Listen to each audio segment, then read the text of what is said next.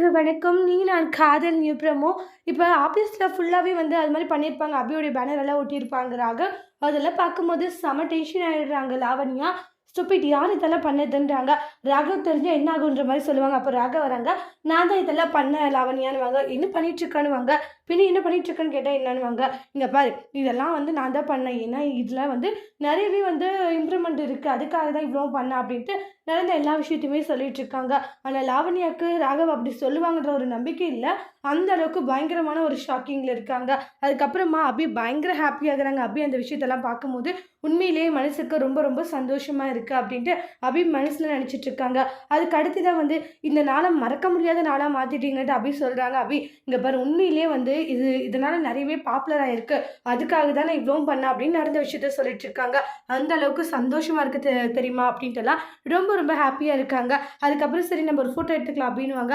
ராகவ் அப்படி கேட்பாங்கன்ட்டு கொஞ்சம் கூட நினைச்சு பார்க்கல. அப்படி எக்ஸ்பெக்ட் பண்ணல. அந்த அளவுக்கு சந்தோஷமா இருக்காங்க. எனக்கு அவ்வளோ சந்தோஷமா இருக்கு, மனசுக்கே நிறைவா இருக்கு அப்படின்ட்டு எல்லாம் சொல்லிட்டு பயங்கர சந்தோஷத்துல இருந்துட்டு இருக்காங்க. அப்புறம் அபி வந்து ராகவ் கூட போட்டோஸ் எல்லாம் எடுத்துட்டு ரொம்பவே ஹாப்பினஸோட இருக்காங்க. இதெல்லாம் பார்த்த லாவண்யாவால பொறுக்க முடியல. லாவண்யாக்கு ரொம்பவே கோவம் வந்துருது. அப்புறம் டென்ஷனா வெளியே கிளம்பி போயிடுவாங்க. அப்புறம் அபி இருந்துட்டு தனியா செல்ஃபி எல்லாம் எடுத்துக்கிறாங்க.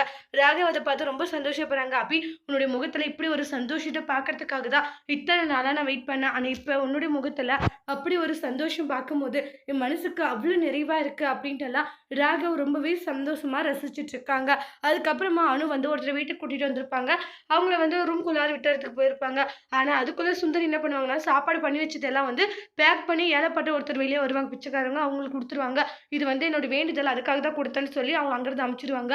அப்புறமா வந்து பாட்டி அப்புறம் அவங்களுடைய மாமனார் எல்லாம் அனு சாப்பாடு ரெடி அம்மா பசிக்குது எனக்கு அப்படின்றாங்க. என்னடி தெரியலன்னு பாட்டியும் சொல்லுவாங்க. அனுவுடைய மாமனாரும் சொல்றாங்க. சரி உட்காருங்க சாப்பாடுலாம் ரெடியா தான் இருக்கு. நிறைய காய்கறிகள் எல்லாம் போட்டு பண்ணியிருக்கணும் ஓப்பன் பண்ணுவாங்க. பார்த்தா சாப்பாடு இருக்கிறதுல என்னாச்சு சாப்பாடு எல்லாமே பண்ணி வச்சானே இப்ப பார்த்தா காணோன்னுவாங்க. சரி விடுமா பார்த்துக்கலாம். நீ பண்ணியிருக்க மாட்டே இல்ல நான் பண்ணு பாட்டி அப்படின்ற மாதிரி சொல்லுவாங்க. சுந்தரி ஒவ்வொரு நாளும் இப்படிதான் பண்ணிட்டு இருக்கா. இவளுக்கு ஏதோ ஆயிடுச்சு.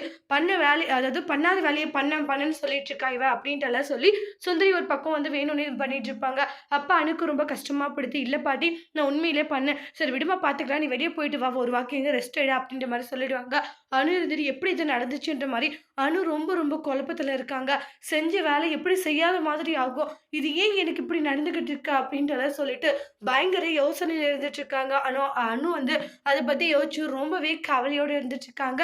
இங்க அபி வந்து இது மாதிரி ஒரு விஷயம் நடந்ததை நினைச்சு பயங்கர சந்தோஷத்துல இருக்காங்க. ஏன்னா அபி வந்து ராகவ் இப்படி ஒரு சர்ப்ரைஸை நம்மளுக்கு கொடுப்பாரு அப்படின்னு சொல்லிட்டு கொஞ்சம் கூட அபி எக்ஸ்பெக்ட் பண்ணி பார்க்கல. அந்த அளவுக்கு சந்தோஷமா இருக்காங்க. அதோட இந்த எபிசோட் முடிச்சிருக்காங்க. இனி வரக்கூடிய எபிசோட்ல என்ன மாதிரி ஒரு டோஸ்ட் வரப்போகுதுன்ட்டு வெயிட் பண்ணி பார்க்கலாம். தேங்க்யூ.